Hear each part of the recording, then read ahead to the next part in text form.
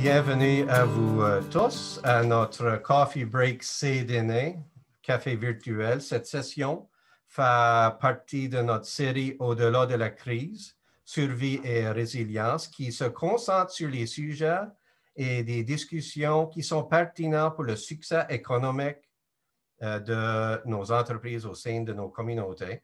Il est important de noter que nous avons tous un rôle à jouer pour contribuer à un impact positif sur les résultats économiques de nos communautés et que le moment est plus que vraiment critique pour soutenir nos économies locales avec notre propre portefeuille. Alors, supportons nos entreprises locales et contribuons à la force de notre économie. Welcome everyone to our Coffee Break CDÉNÉ Café Virtuel. This session is part of our Beyond the Crisis Survival and Resilience series, which focuses on topics and discussions relevant to the economic success of businesses in our communities. It's also important to note that we all have a role to play in contributing to a positive impact on the economic outcomes of our communities. And that now more than ever, it's a critical time for us to support our local economies with our own pocketbooks. So support our local businesses and contribute to the strength of our local economies. Cela étant dit, je voudrais vous présenter nos experts en matière pour la discussion d'aujourd'hui. With that said, I'd like to introduce our subject matter experts for today's discussion. I'm pleased to introduce, je suis heureux de vous présenter Laurel Broten. Elle est la présidente, la PDG de Nova Scotia Business Inc., la société d'État responsable du développement des exportations, du financement des entreprises et de l'industrie du film et de l'attraction des investissements pour la province de la Nouvelle-Écosse. Elle est la première femme à occuper ce poste dans l'histoire de l'organisation.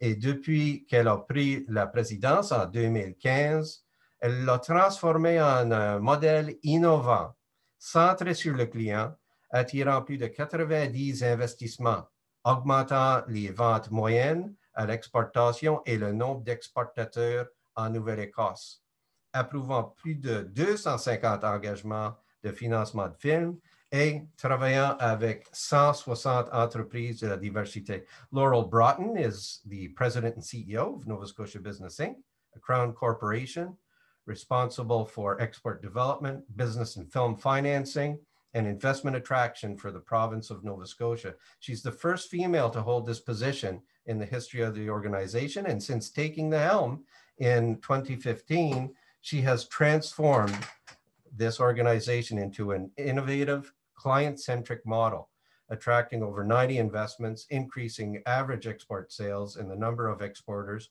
approving over 250 film funding commitments, and working with 160 businesses of diversity.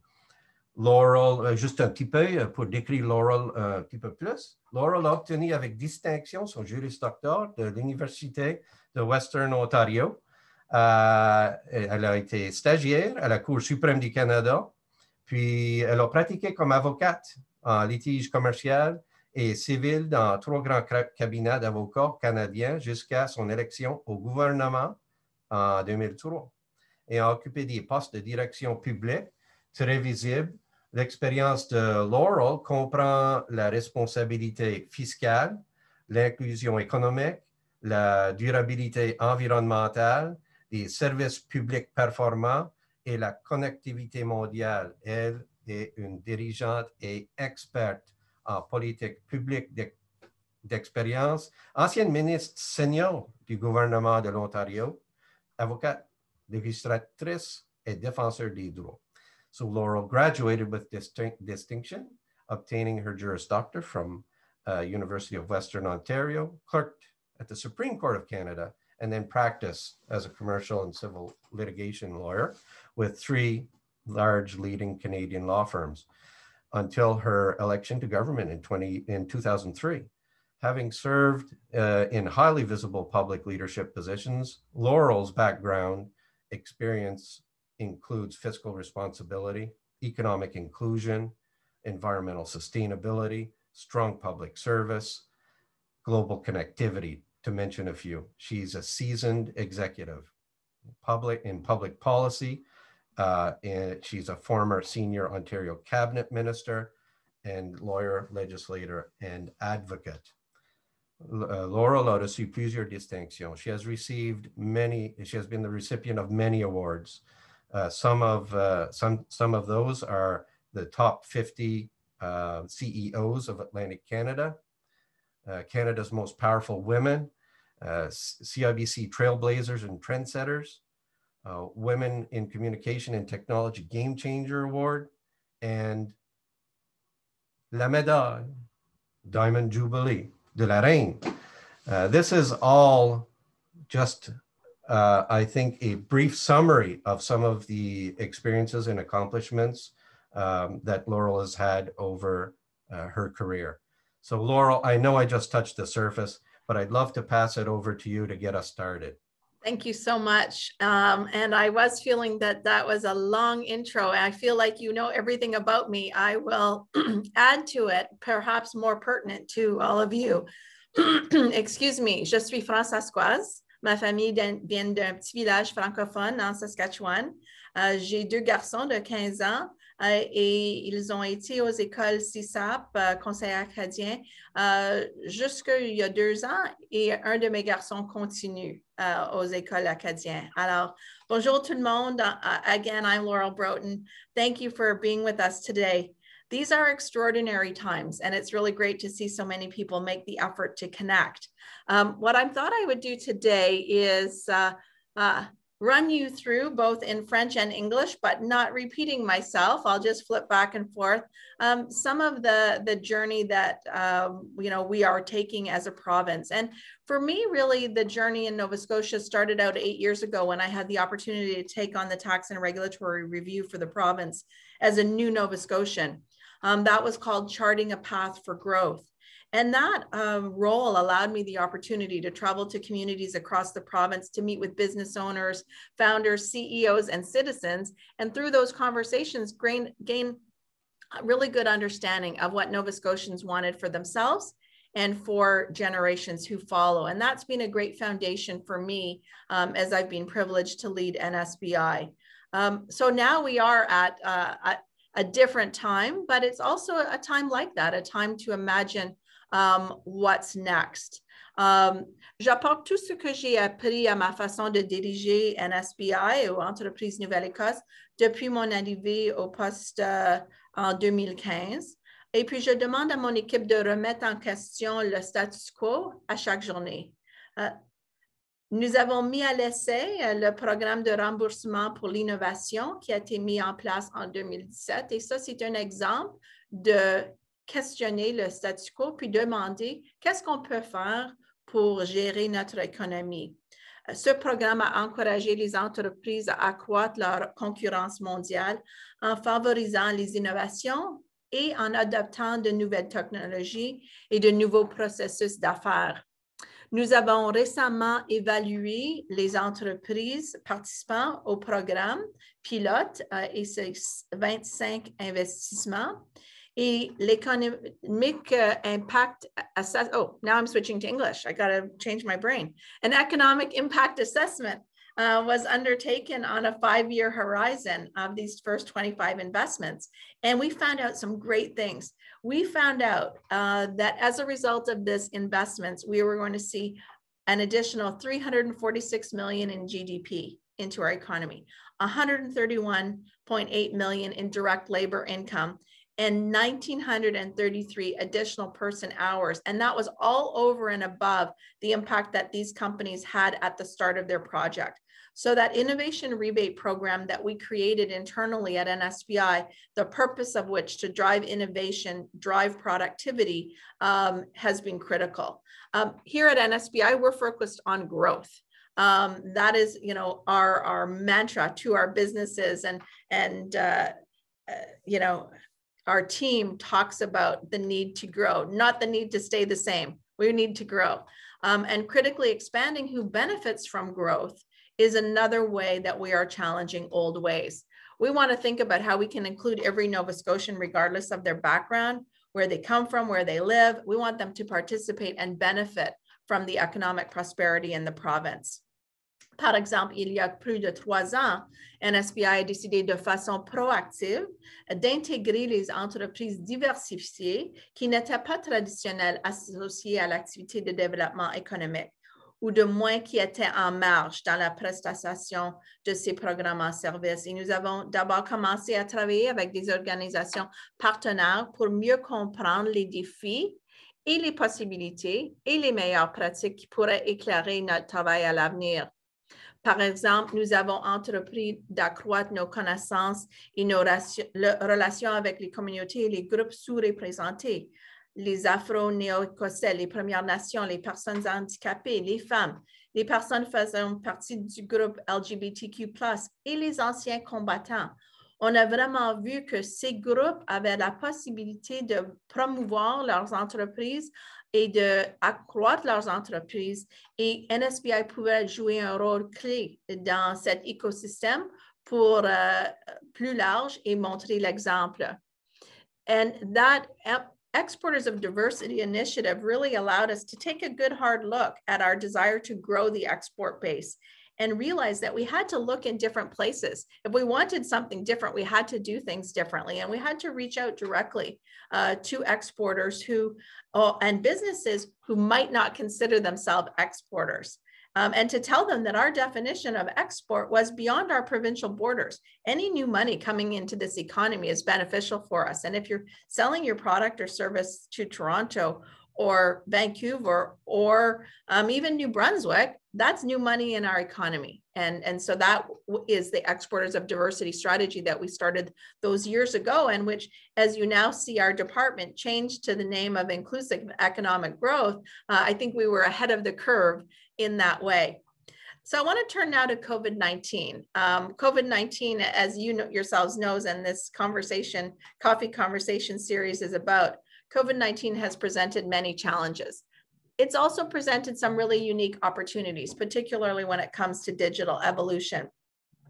At NSBI, we are lucky that our digital foundation was laid before the pandemic began, but our evolution rapidly accelerated to meet the changes caused by the pandemic. And we had to really buckle up last March to continue to serve our clients. We had to make big strides ourselves in terms of our connectivity and our productivity and the way we did business. And then we had to translate that to our clients and offer our programming and services differently. We also listened to Nova Scotia businesses about the stumbling blocks to accessing programs and other data. And throughout 2020, we built and refined our digital tools, offerings to better equip them. We created online application forms. We provided virtual education opportunities. We created a resource hub on our website with a consolidated list of programs and services. We developed financial supports to help companies make necessary digital pivots to keep them operating successfully. Et pour ce faire, nous avons créé un centre de renseignement en ligne sur les programmes et les services liés à la COVID-19. Et nous avons proposé des formations virtuelles et nous avons orienté notre mission et nos événements commerciaux vers le format virtuel afin de garantir la poursuite des activités commerciales. NSBI a conçu et a lancé 2 programmes clés en réponse aux impacts de la COVID-19 sur les entreprises. Un en particulier, le programme d'adoption du numérique a été conçu pour aider les entreprises à adopter des technologies afin d'améliorer leur présence en ligne, leur résilience et leur flexibilité et permettre le travail à distance. Le programme de développement d'actifs de marketing numérique a été aussi créé pour aider les entreprises à développer des actifs de marketing numérique pour promouvoir leurs entreprises dans le monde virtuel. Conçu et mis en œuvre à l'origine pour le secteur de technologie océanique, son succès et sa popularité nous ont déjà amenés à le recréer pour le secteur de technologie de l'information et de la communication, et d'autres secteurs sont en entente. So what we really learned at the beginning of the pandemic with the need to launch our complete digital adoption program was that businesses were ready and we needed to push them. And so we worked in collaboration with our partner Crown Corporations one key partner, Develop Nova Scotia, who's building out internet across our province. With that internet build out, we know that we could get businesses more online. They could increase their skills because, to be frank, things that we never thought we would do online. Our first virtual trade missions, you know, that was a struggle because what we learned was that our companies didn't really have the proper digital assets to be able to sell themselves online. And so we came forward with these two new innovative digital programs to drive business. And as we, you know, as we move forward, I think that we will continue to move forward with a hybrid to, you know, someday we will get on an airplane again, but will we do it as much as we did? We don't know. And so we really want to entrench this in our business. Nous avons intitulé le rencontre d'aujourd'hui, Imaginer la suite et maîtriser le pourquoi. Et puis nous avons abordé la manière dont nous continuons à aller de l'avant et à créer la prochaine normalité. Passons maintenant à la question de savoir pourquoi le changement est important et pour qui il est. En regardant au-delà de la pandémie de COVID-19, nous voyons l'occasion de construire une meilleure Nouvelle-Écosse. Une Nouvelle-Écosse plus inclusive, plus innovante, plus résiliente et plus durable. Et en part de cette direction sera de rencontre des entreprises de la Nouvelle-Écosse plus concurrentielles à l'échelle mondiale. Dans cette fin, NSBI a commandé un rapport au Conseil économique des provinces de l'Atlantique, CEPA ou APEC en anglais, à l'automne, et il est axé sur la façon dont nous rebondissons dans cette période après COVID-19. Le rapport a démontré que le Canada et la Nouvelle-Écosse sont à la traîne derrière de nombreux pays chefs de file dans l'adoption de nouvelles technologies et les dépenses consacrées à l'innovation. Les coûts, le manque de compréhension de nouvelles technologies et la pénurie de compétences sont autant d'obstacles à l'adoption de technologies. La formation, l'immigration et l'élargissement de l'inscription aux programmes informatiques et autres programmes axés sur la technologie sont nécessaires. So we had our digital adoption program. We had this research that we asked APEC to do for us, and it was really to highlight for the businesses, it's now or never, folks. We need to adopt digital technology. We need to drive innovation, and we can do it. And with the programming and services that we can put forward to help do that. So here's why this matters to all of us, and it will continue to matter to our communities and to our kids into the future. One thing we know is that firms focused on new and better products or new and better processes, they simply do better. They're more successful, they will be here and have success in the long term. And when firms increase their export markets, they also do better. So new markets will open firms to improving their product or service or developing new products or services for sale because they'll be connected with the global community. They'll be speaking to clients around the world and they'll understand what those customers are looking for, and they'll probably get some ideas along the way. So that's true for companies, whether big or small, and no matter where their exporting journey starts. The other thing that we need to take hold of in our recreation of Nova Scotia for the future is that the evidence is very clear, and it's telling us that it's especially important to enable the same opportunity for businesses led by women, persons from underrepresented groups, immigrants, LGBTQ persons, and those with disabilities. And for example, when compared to men, women face many more constraints that restrict their ability to trade and realize the benefits of trade. The World Bank and World Trade Organization released its 2020 report on women and trade, and the report highlights that women-owned businesses represent a lower share of global value chains and foreign direct investments. They're less likely to export, engage in global value chains, to be foreign-owned when compared to men.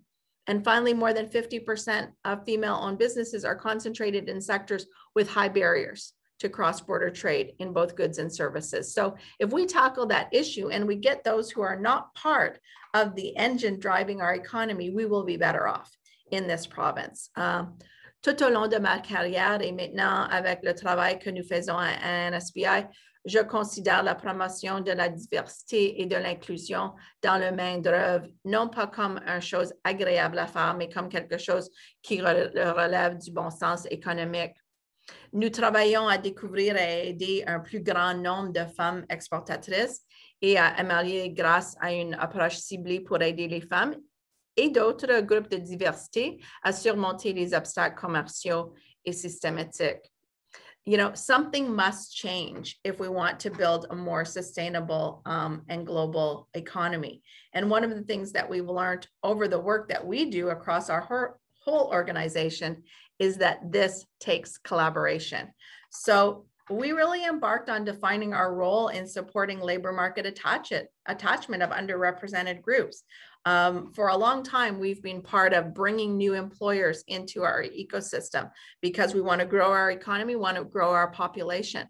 And in the last number of years, we've added to our lens of diversity and inclusion to say we can be part of helping attach diverse groups to the labor market. We recognize the importance of hearing from our partners and our communities because there's a whole ecosystem, and we certainly are working with other players who are part of that as well. But we recognize we have the ability to influence and encourage our corporate clients to hire individuals of diversity in the work that, you know, encouraged by our desire to see them come here into our province. And so that's a new initiative that we've really been working on over the last short while. You probably have also heard our conversation about if you can work remotely and you can work from anywhere, why not work from Nova Scotia? And that's an extension of the work that we've done for many years, encouraging companies to come into our province. And now we're speaking directly to individuals, again, with the partnership of Tourism Nova Scotia, who's doing beautiful virtual images to make people want to come here. Develop NS, who's rolling out internet across the province.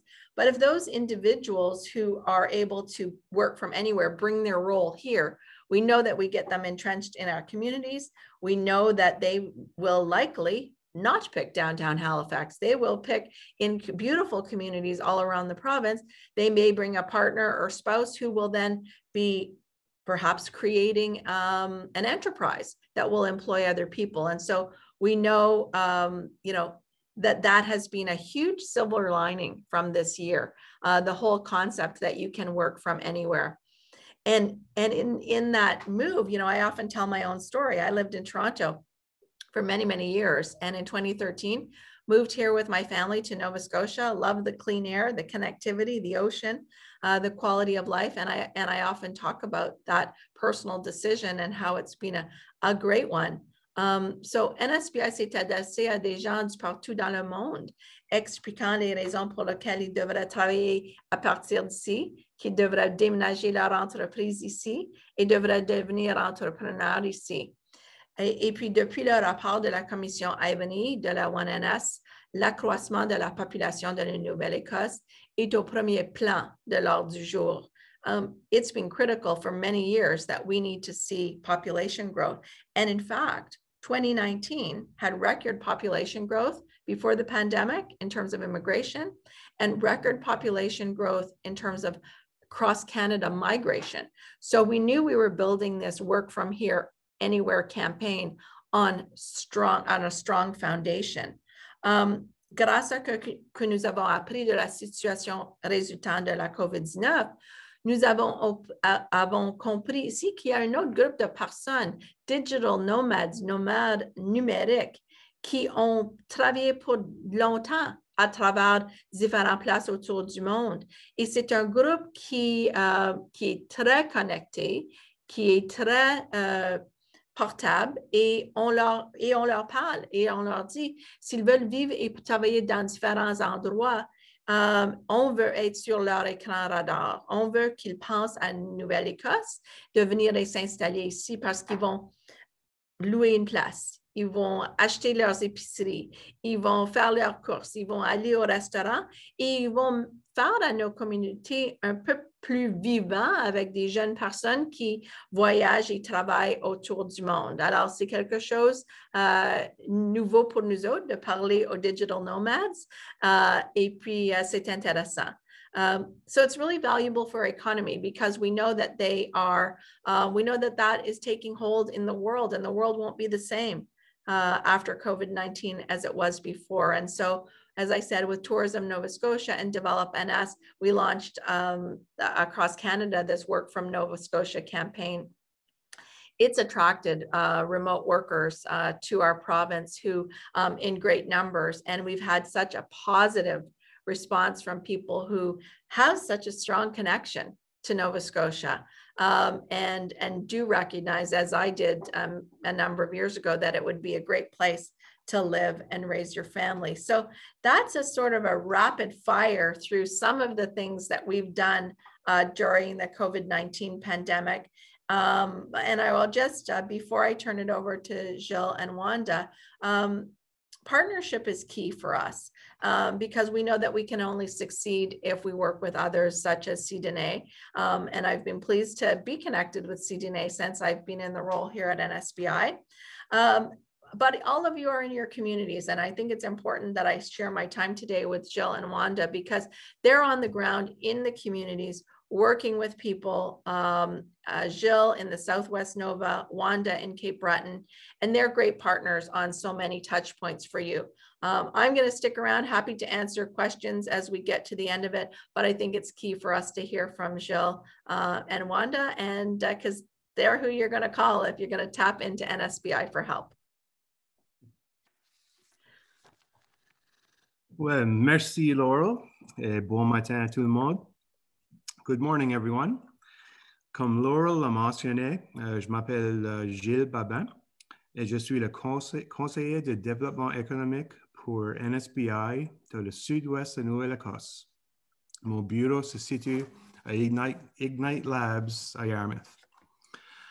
To add to Laurel's presentation, I want to briefly share with you an example of how the COVID-19 era has prompted one of our clients here in Southwest Nova to invest in new processes, as he puts it. He was already developing his future e-commerce strategy for the Chinese retail market, but the pandemic led to his decision to refocus his plans. Pre-COVID, our client was focusing on his wholesale sales strategy in China by attending in-person trade shows to build relationships with new and existing wholesalers. As we know, this is how business and relationship management has been done for years and years. His ultimate goal was to sell his own branded retail package online in China, specifically on the Tmall platform. But as long as his wholesalers were removing his products, his e-commerce retail project could continue to be developed in the background. This was working for his business. March 2020, enter COVID-19 and the worldwide pandemic.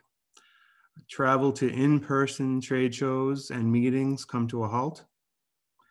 Customers are staying home instead of visiting the stores our clients' wholesalers are supplying. And buyers in China and around the world rushed to e-commerce platforms more than ever before. He realized the time to develop his e-commerce retail strategy was now.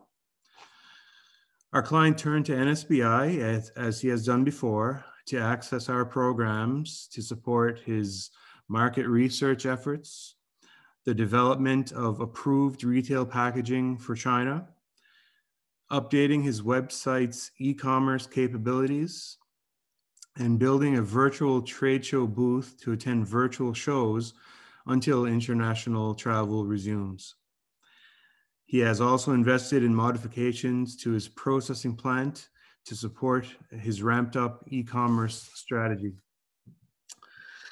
En résumé, notre client a considéré la pandémie comme le facteur décisif pour aller de l'avant avec l'investissement dans sa stratégie de commerce en ligne. NSBI est toujours heureux de continuer à jouer un rôle dans son voyage d'exportation grâce à nos programmes. So this is just one, one example of decisions that are being made,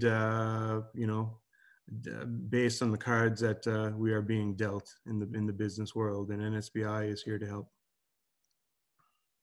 And welcome everyone. Ma capacité à parler français est très limitée. Alors je parle en anglais si ça va. Merci.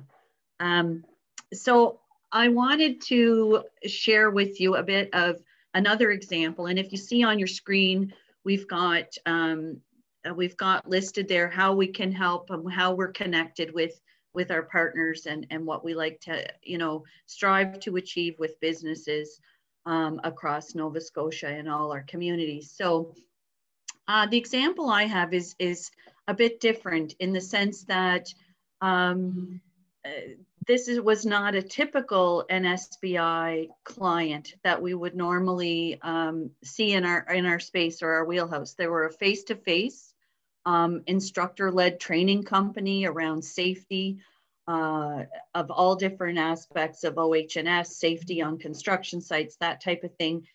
They were designing their own curriculum and courses, but they were doing that just at in their local region.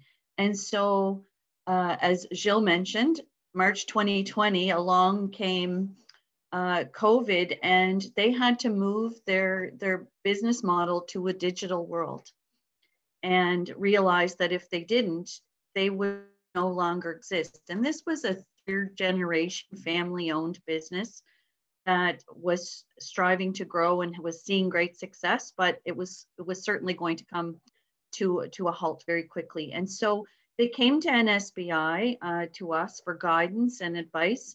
And we supported them in their transition and assisted them in selling, through an entirely different business model canvas. And so I think, the company was selling their product, like I said, and their service to local markets only.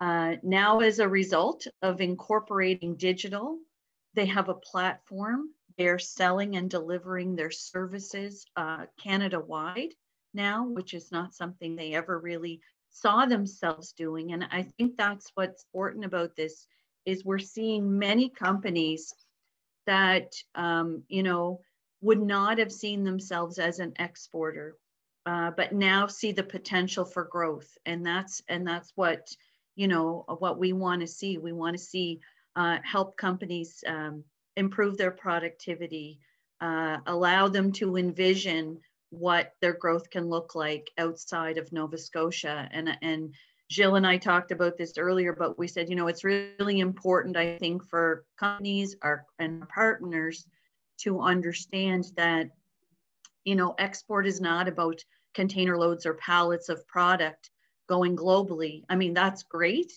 but we have to understand and make sure people understand that it can be, as Laurel said, going to New Brunswick, going, across Canada to other provinces, and it can be services or products in different scales. And so, I guess our focus, to echo the words of Laurel and Gilles, is to support business growth. It's to increase sales, adopt technology, improve competitiveness, and increase capacities within our businesses that and help them see their potential for growth. So I guess one thing I would like to leave you with too is that to encourage you and your clients and other partners to sign up for our newsletter and our bulletin. It features our events, it features our export education sessions and things like that. So it's been a pleasure to share some examples with you, and look forward to meeting with you in our regions. So I will pass it back. Merci beaucoup. I'll pass it back to Andre to take us to the next steps for Q&A.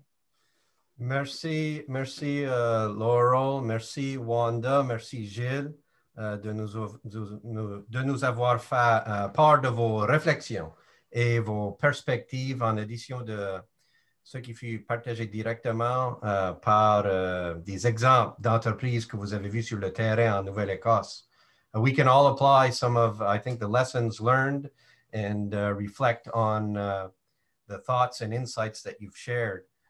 De nouveau, je pense que nous pouvons constater qu'il y a certainement un lien direct entre le support de nos entreprises locales et la stabilité et croissance nécessaire de notre économie. Alors, n'oublions pas, puis c'est un message que je répète souvent, supportez vos entreprises locales. L'impact est vaste et positif. To kick it off, I think a couple of things that really resonated with me between what Laurel presented, what Gilles presented, and what Wanda presented was the ecosystem and collaboration that's necessary to move things forward quickly at the pace of business. And I love the fact that, Nova Scotia Business Inc. obviously has business at heart. And we all know that moving projects forward at the pace of business requires a lot of collaboration. And it doesn't matter if you're in Île-Madame, Chéticamp area, Argyle or Clare municipalities in Southwest Nova. We all benefit from a certain ecosystem. And I find ourselves very fortunate. Nous sommes très chanceux ici à la pointe de l'Église d'avoir un écosystème qui est extraordinaire. Puis j'aimerais que tout le monde ait l'opportunité d'avoir cet écosystème-là, parce que dans le centre de l'entrepreneuriat, Louis E. Deveau, ici à l'Université Sainte-Anne, nous avons non seulement le CDÉNÉ, nous avons aussi l'APEC, nous avons aussi la CBDC de la région, nous avons aussi le réseau de développement économique, le Western REN. Alors, nous avons tout un réseau d'individus, incluant autres services du CDÉNÉ au niveau de le développement des emplois et l'appui aux entreprises avec des questions d'employabilité. So, that being said, what I think resounded for me was the importance of leveraging our ecosystem. And given that we need to do it most often virtually now, we have the opportunity to create terrific ecosystems in collaboration. So it's just a thought that came to me. One question that I will ask to kick it off is, in respect to the diversity and inclusion initiatives, have we been seeing at NSBI sort of a bubbling up of this movement towards human entrepreneurship?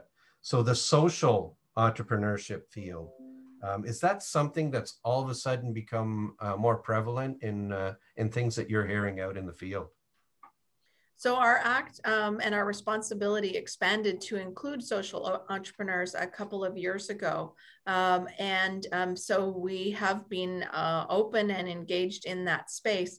Probably one of the things that we're seeing, though, to some extent is perhaps Gilles and Wanda at the coalface in communities would see that social entrepreneur aspect is starting to embed itself in all sorts of companies, in their mandate, in what they want to accomplish, and the things that they're tackling.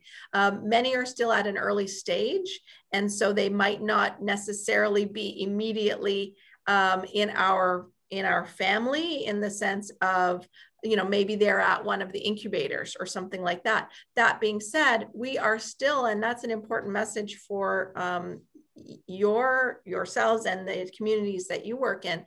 If someone is going to be global instantly, born global, then we will be working with them right away because we're doing that export work. So it's an interesting journey. I don't know, Gilles and Wanda, if you want to jump in on that.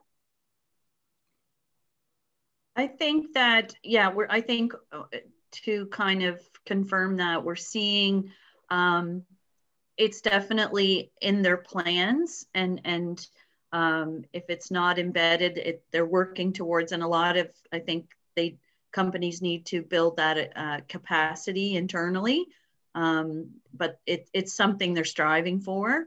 So I find that in some of the conversations that I've had recently, It may have been with a client that I typically wouldn't have thought that that we would have much to discuss, but all of a sudden it's coming, you know, the conversation quickly goes to products for export, for across Canada, for wherever. So once we get there, then as far as, you know, the doors start to open. So Alain has posted a question in the chat, which is, does NSBI work with trade commissioners in other countries to assist in connecting entrepreneurs with potential export markets? How can NSBI help businesses expand their markets either in other provinces or around the world? So that is a great question. Merci, Alain. On a des très bonnes relations avec les gens du gouvernement fédéral autour du monde. We work so closely with the trade commissioners around the globe for ourselves and to open the doors for our clients. One of the things that's been a part of our world that has pivoted to the virtual world. Historically, you would be connecting with your ambassador, consul general, trade commissioners when you were going into market, and you'd be talking about key priority areas and interests in that market to purchase products and services from Nova Scotia.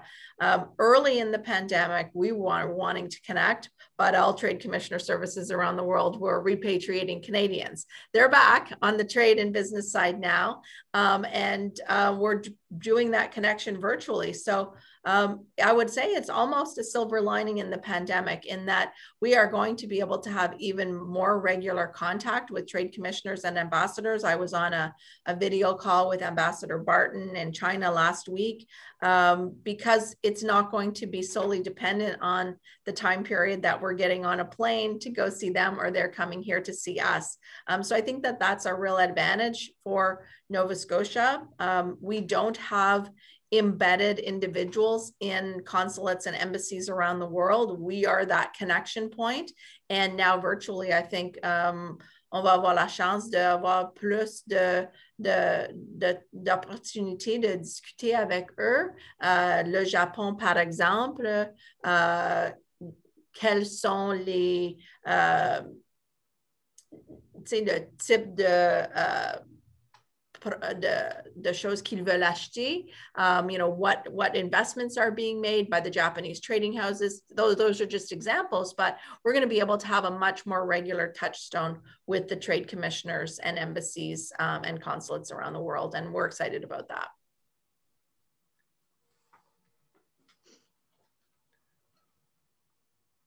Et peut-être une chose qui, en attendant pour d'autres questions, là, peut-être une chose qui me vient à l'idée, c'est nos communautés acadiennes francophones à travers la province ont traditionnellement vie de deux industries principales. So fisheries and forestry have been main economic drivers for a lot of our rural Acadian francophone communities. I note that there's probably a variety of different programs that are particular to those. But are there some key ones that you'd like to highlight that we could make sure that people are aware of, in particular for an industry that is experiencing a lot of difficulty like forestry, and how that relates also to fishery? So yeah, that's a great question. And I'll certainly let Gilles and Wanda jump in afterwards. But one of the programs that I didn't talk about in the presentation was the Forestry Innovation Rebate Program that we created last year as a result of the transition of the forestry industry. We were a bit surprised. We didn't receive the number of applications that we thought we would. And I think it is in large measure, to some extent, an industry in transition and perhaps a little bit of uncertainty about what the future transition direction is. And so we're maintaining that program and we will fund it to, if we see applications, we will evaluate those applications. But we would really encourage that industry to look to the future and innovate. The other point I would make is quand j'ai le privilège de voyager en France avec notre premier ministre, auparavant, Premier ministre MacLean, visiter Michelin et d'autres Ubisoft, d'autres compagnies françaises de la France qui sont ici, c'est très important le fait qu'on a une communauté acadienne et on parle souvent de ça. Alors ça, c'est quelque chose que cette année, on devrait peut-être penser de faire quelque chose. Il y a d'autres provinces, Nouveau-Brunswick en particulier, qui parlent souvent du fait qu'ils sont une province bilingue, ils ont une communauté francophone. Et en France, ça nous donne de l'avantage. Et je peux vous dire que dire le nom Michelin en France à des compagnies qui pensent peut-être venir en Nouvelle-Écosse, ça leur donne, instantly, ils disent, Michelin's been there? How many years? Ubisoft is there? Alors, ça nous donne la crédibilité absolue et c'est quelque chose dont on devrait continuer à laisser savoir à la population en France.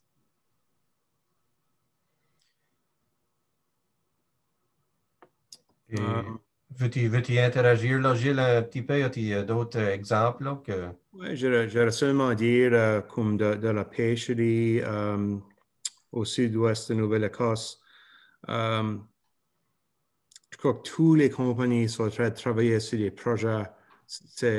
Tout le monde travaille sur des projets qui pourraient peut-être être appuyés par notre Export Development Program. Ce-là, on l'a lancé hier, mais ce-là, ça couvre le travel, just, on standby, là. Virtual trade mission, des consultants pour tu sais, to address challenges, et puis digital adoption. So, tout ça là. On a fait des projets dans le passé.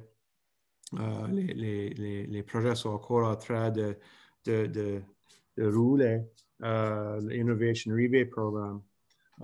Tu prends des compagnies comme Scotia Harvest, ils sont en train de faire une grosse expansion à Digby.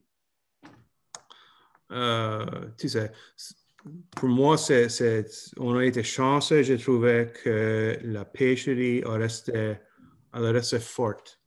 Fisheries have been strong in our area throughout this whole year, and many clients have almost struggled to keep up with orders, and they've continued to move forward with expansions and developing other projects. You know, and I can echo that fact. And Wanda, I see you want to get in there in a second, and I'll just echo that fact, Gilles.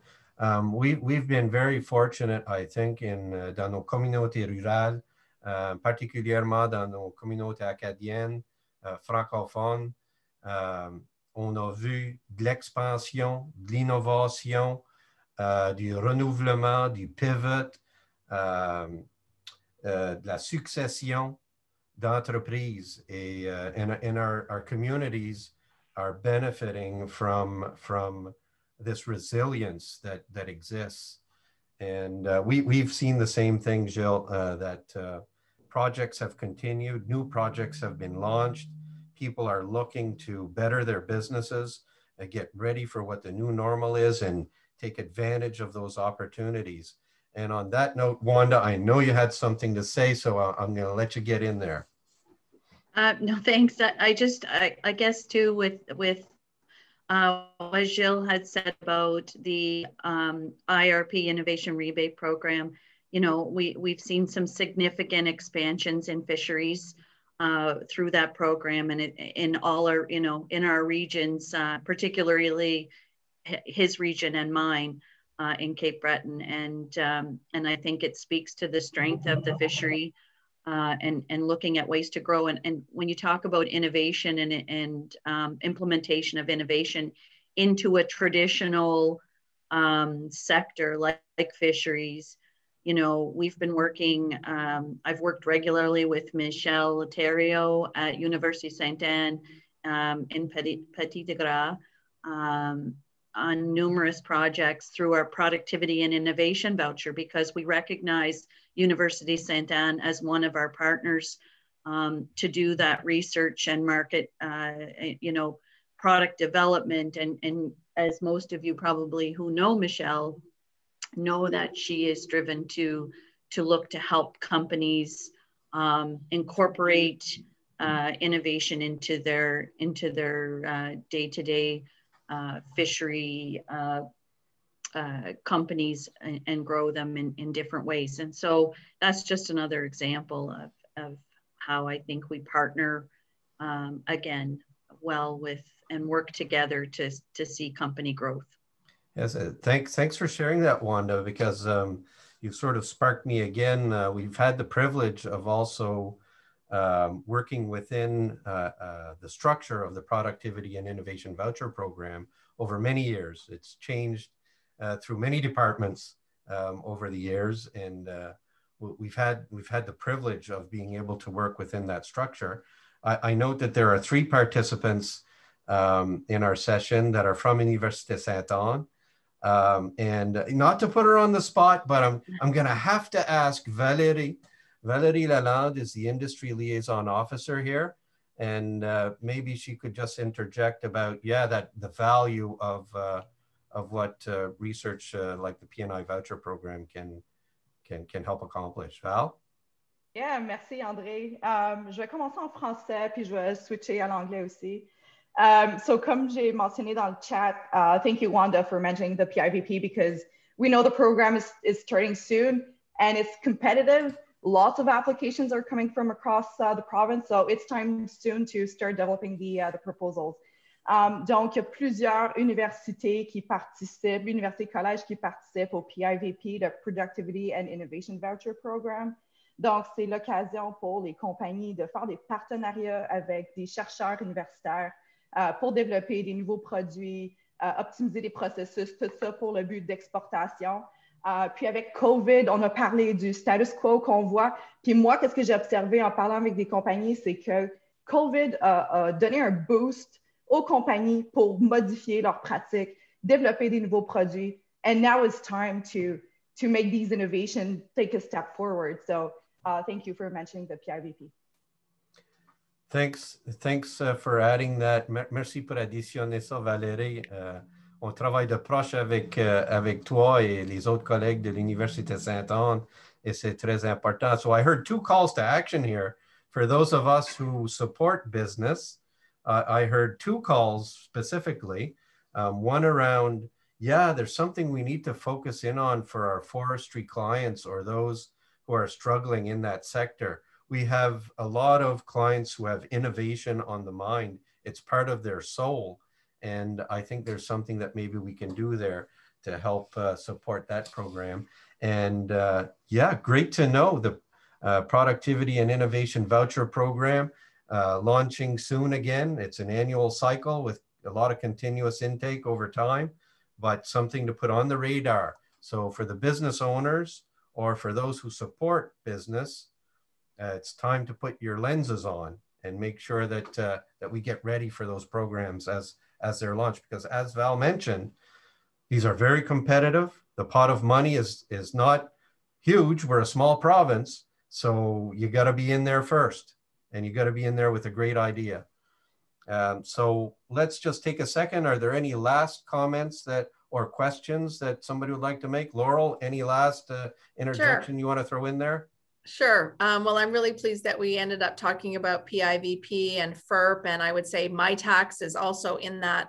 And the message that I would leave all of you is that I started talking about traveling the province in the tax and regulatory review, and I did that because it's indicative of how I operate. I want to listen first, hear what's happening, and our team listens first.